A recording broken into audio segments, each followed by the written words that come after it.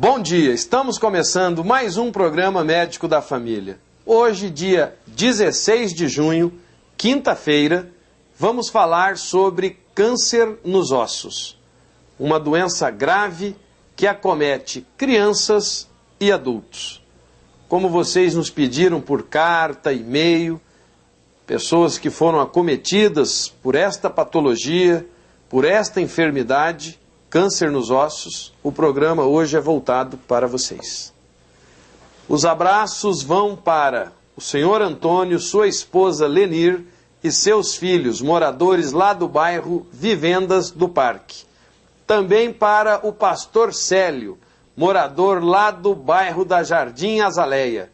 Ele estava lá quando eu fiz a visita, estive no bazar que a igreja estava fazendo ali. Pastor, sucesso, que Deus continue abençoando a sua obra aí no Jardim Azaleia. E também para o pequeno Otávio Gabriel da Silva e sua avó Marlene, moradores lá do bairro Azaleia. Com um carinho especial para essa criança que veio correndo ao meu encontro quando me viu na feira lá da Azaleia. Um beijo especial. Que Deus abençoe sempre vocês. Câncer ósseo é uma das patologias mais temidas pela população nos dias de hoje. Apesar de ainda ser considerada uma doença de risco, os variados tipos de tratamento têm sido de grande relevância na luta contra esta enfermidade. Por essa razão, quanto mais precoce for o diagnóstico, maior é a chance de curarmos e de devolvermos a vida para aqueles que tiverem este problema. No entanto, os tumores primários costumam ser bastante agressivos e se disseminam rapidamente pelos órgãos e tecidos. Por isso, vamos tratar com seriedade sobre este assunto e estamos aqui com uma especialista, ela que é oncologista, doutora Núbia Moraes Carneiro. Bom dia, doutora Núbia. Bom dia, doutor Paulo. Bom dia a todos.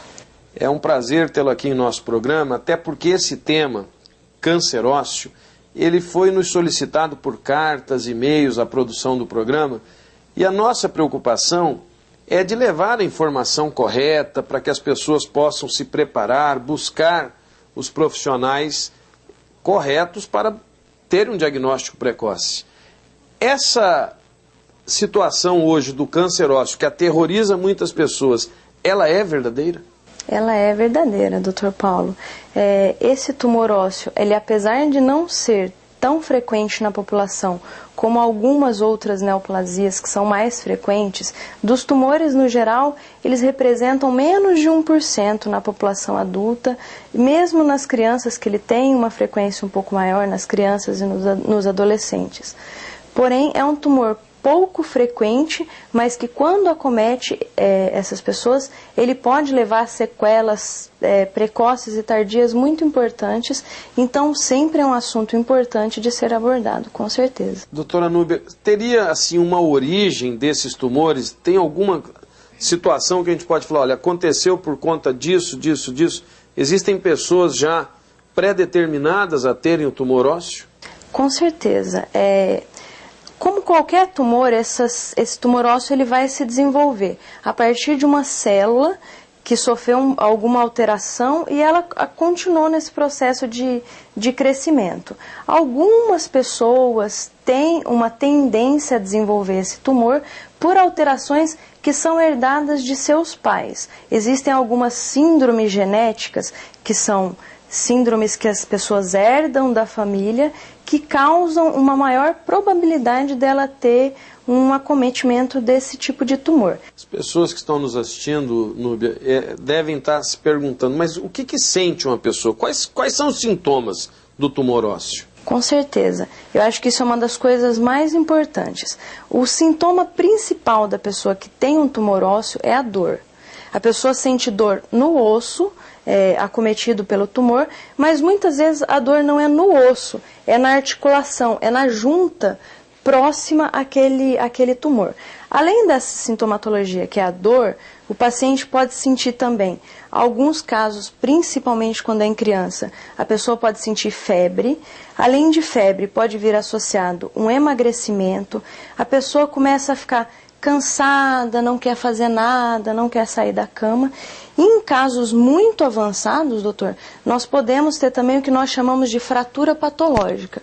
O que acontece? Aquele osso ele acaba ficando enfraquecido e sem estresse nenhum, sem fazer nenhuma força, aquele osso acaba quebrando com uma facilidade. Isso é extremamente preocupante, que já significa que aquele estágio desse tumor está muito evoluído. Exatamente. Qual o osso mais atingido pelo câncer ósseo? Tem um osso que é mais atingido? Existem ossos que são mais atingidos. O fêmur, que é esse osso da coxa, a tíbia, que é o osso da canela, e o húmero, que é o osso dessa região. Mas a gente tem que lembrar assim, são os ossos mais acometidos. Isso não quer dizer que não possa acontecer na bacia, na coluna. Não é porque você tem uma dor na coluna que não pode ser câncer ósseo. Tem que ser investigado sempre. Existem tipos de tumores ósseos? Tem algum tipo diferenciado? Na verdade, sim, os tumores ósseos são uma família extremamente grande. Nós dividimos eles em tumores benignos, que não é o câncer em si, e em tumores malignos, que aí sim é o câncer que deve ser tratado melhor. O câncer, os 3 tipos mais comuns de câncer ósseo, de tumor ósseo, são o osteosarcoma, é o mais frequente, cerca de 36% dos casos. Depois vem o condrossarcoma, cerca de 30% dos casos. E aí vem uma gama de neoplasias, de tumores, que são os sarcomas de Ewing, que são vários tumores englobados nesse subtipo e cerca de 16% dos casos. São os 3 principais. Lembrando que, pensando em tumores primários, sim, sempre tem os tumores secundários, que são em decorrência de outras neoplasias que migram para os ossos, aí é uma outra porcentagem. Você nos disse que a maior porcentagem de pessoas afetadas são as crianças. Existe uma faixa etária mais acometida e se tem uma predileção pelo sexo masculino ou feminino? Existe faixa etária relacionada a cada tumor específico. O condrossarcoma, ele é mais comum em pacientes de meia idade para mais velhos. O osteosarcoma... Meia idade para mais velhos, qual seria a idade? 40, de 45 para frente. O osteosarcoma e o sarcoma de Ewing são mais comuns em crianças. O sarcoma de Ewing é extremamente raro em pessoas que não sejam crianças. E o osteosarcoma são adolescentes e adultos jovens até por volta dos 25 anos. Isso no geral, claro, pode acometer, mas muito raramente outras faixas etárias. E mais feminino ou masculino? Isso é muito relativo. Acredita-se que o sarcoma de Ewing aconteça mais em meninos e da raça negra. Só que, como são tumores relativamente raros, é muito difícil colocar estatística em relação a esses dados. As literaturas são meio conflitantes em relação a isso. O câncer nos ossos deixa sequelas? Essa resposta você vai nos dar logo após os nossos comerciais. É rapidinho, já já voltamos.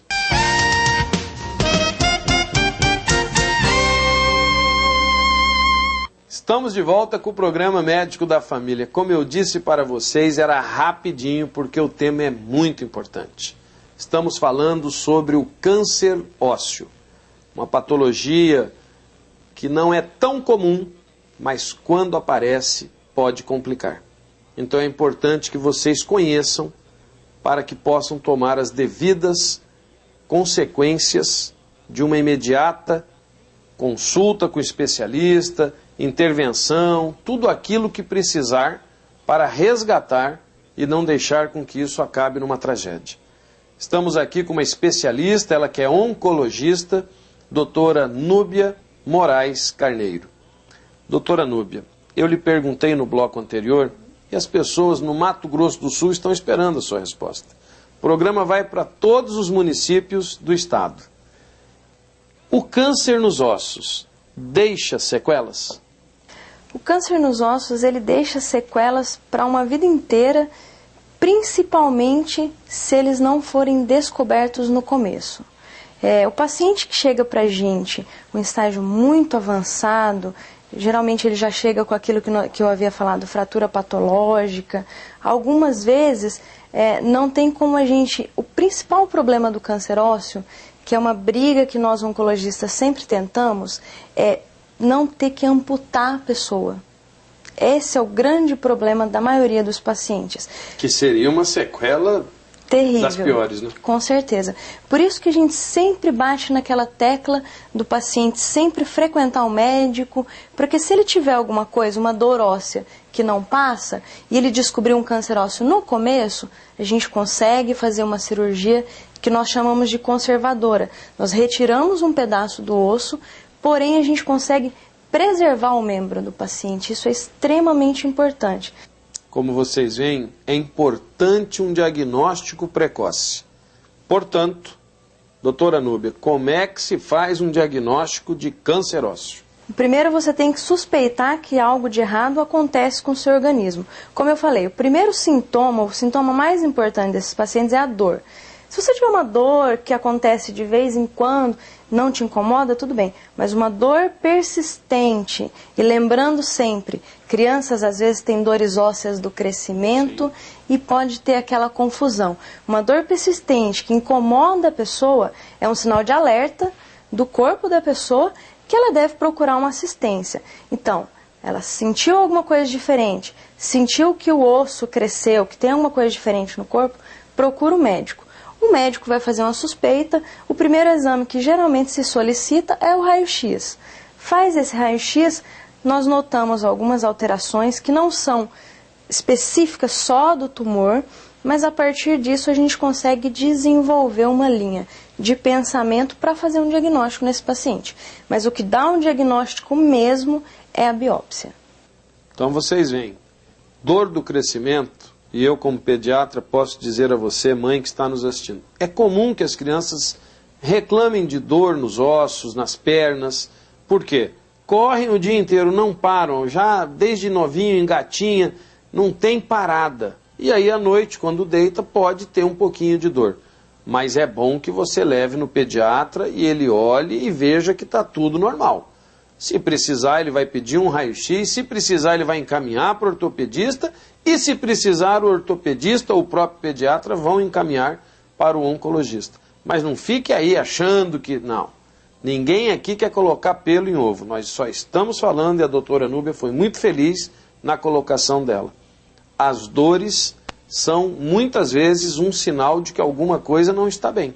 Pode ser uma simples dor de crescimento, mas pode ser alguma coisa mais séria. Por isso, sempre consulte um profissional médico para não ter dúvidas. Doutora Núbia, o tratamento existe e como que é feito? O tratamento existe e é aquilo que eu havia falado para o senhor, doutor.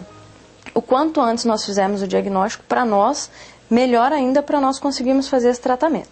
São 3 modalidades que nós temos para tratar esse paciente. A primeira é a quimioterapia, acho que a maioria das pessoas já devem ter ouvido falar. É um soro que você vai colocar na veia do paciente. Essa quimioterapia ela vai misturar com sangue e vai atingir o tumor na intenção de matar essas células tumorais. Além da quimioterapia, nós temos a radioterapia, são raios de luz que vão atingir o tumor para evitar dele continuar crescendo com a intenção de diminuí-lo, ou no caso dos pacientes já operados, para evitar dele voltar. E a terceira modalidade, que é uma modalidade fundamental, é a cirurgia. Muitas vezes o paciente, quando chega para a gente no estágio inicial, no comecinho, a gente consegue fazer uma cirurgia excelente e com o passar do tempo nós temos grandes chances de curar esse paciente, o que é importantíssimo. E como eu havia falado, sem ter que amputar, que é uma coisa que a maioria da população teme muito. Doutora Núbia, esse tumor ósseo, ele pode também levar a metástase e em quais órgãos que geralmente ele vai chegar? Sim, doutor Paulo. Metástases, que são quando o tumor sai do osso e começa a se espalhar pelo organismo, ele infelizmente pode acometer os principais locais que ele acomete a metástase. você tem sempre que investigar. É no próprio osso em que o tumor se originou, mas além do osso, você pode ter acometimento do pulmão, que é o local mais frequente, você pode ter acometimento de outros ossos do organismo e muito raramente você pode ter acometimento de fígado e linfonodos, que são as famosas ínguas que quando a gente fica doente, elas são as bolinhas que ficam inchadas. Olha aí, dicas dadas, informações prestadas por quem conhece. Quero agradecer, Núbia, sua presença, desejar sucesso dentro lá do grupo Neoclin, você que vem recentemente de Ribeirão Preto, você vê uma médica nova, cheia de capacidade, que fala abertamente, que transmite seus conhecimentos para que você em casa possa ter realmente tudo aquilo que a gente deseja. O conhecimento adequado para buscar a sua saúde. Então eu quero te agradecer e o programa está sempre de portas abertas aqui para você nos trazer informações a respeito da oncologia. Tá ótimo, doutor. Muito obrigada ao doutor Paulo. Muito obrigada à atenção de todos. Espero ter colaborado. Estamos sempre abertos também para algum questionamento, alguma dúvida. É isso aí. Se você ainda tem críticas, sugestões, denúncias, outros assuntos, anote aí os nossos endereços. O nosso e-mail, medicodafamilia@hotmail.com. Se enviar uma carta pelo correio, escreva Rua Independência 260, Vila Santa Luísa, o CEP 79005-260. Lembre-se sempre de que o nosso compromisso é de fé e saúde. Vamos para a reflexão do dia. Há homens que lutam por um dia e são bons. Há outros que lutam por um ano e são melhores. Há outros ainda que lutam por muitos anos e são muito bons. Há, porém, os que lutam por toda a vida. Estes são os imprescindíveis. Você, lute sempre. Busque as melhorias que você almeja. Tenha fé em Deus, que você vai encontrar o êxito para as suas lutas, para as suas batalhas. Que Deus possa sempre estar do seu lado na guerra do dia a dia, para que você possa vencê-la com galhardia. Que Deus possa abençoar a todos vocês, muita paz, muita saúde e até amanhã.